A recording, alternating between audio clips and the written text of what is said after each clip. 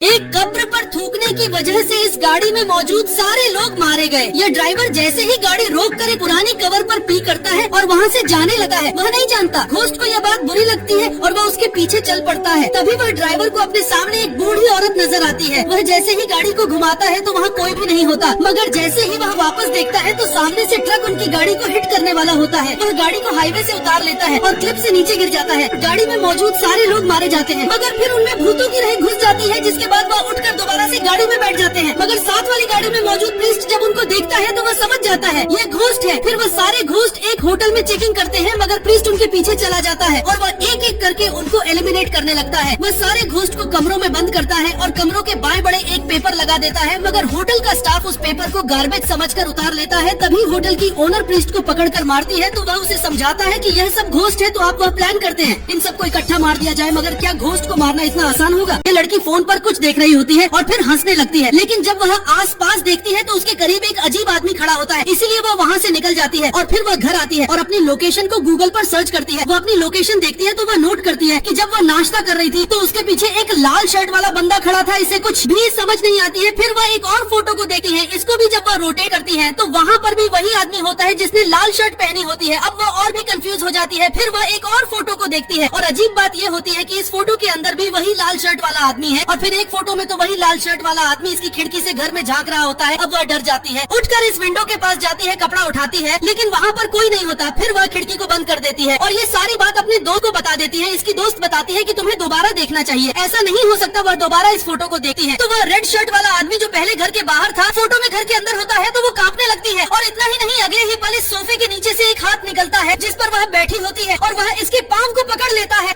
ये लड़की समंदर में है, एक छोटी राफ्ट पर इसका बच्चा भी है जो कुछ ही हफ्ते पहले पैदा हुआ था। यह वही लड़की है जो कंटेनर पर फंसी हुई थी। यह पार्ट 3 या पानी भरने की वजह से इसका कंटेनर डूब जाता है। वह खाने का सामान भी नहीं निकाल पाती। अब वह है और उसका बेटा है। इसकी हिम्मत खत्म हो चुकी है, इसलिए वह डिसाइड करती है वह अपनी जान देकर अपने बेटे को बचाएगी, क्योंकि अगर वह ऐसे ही यहाँ बैठी रही तो शार्क उनका शिकार कर लेगी। बचा हुआ खाना वह खुद बाहर निकालती है और खुद समंदर में डूब जाती है, जिस खाने को देखकर सी ईगल अट्रैक्ट होते हैं और इस सीन को दूर से एक लड़की देख लेती है, जिसके बाद वह इसके पास जाते हैं और इस बच्चे को रेस्ट क्यों कर लिया जाता है। वह कुछ नहीं समझ पाई कि यह बच्चा कहाँ से आया। इसके थोड़ी देर बाद ही उन्हें लिसा भी मिल जाती है जो पूरी तरह से बेहोश थी, लेकिन कुछ समय बाद उसे होश आ जाता है। दोनों की जान बच जाती है।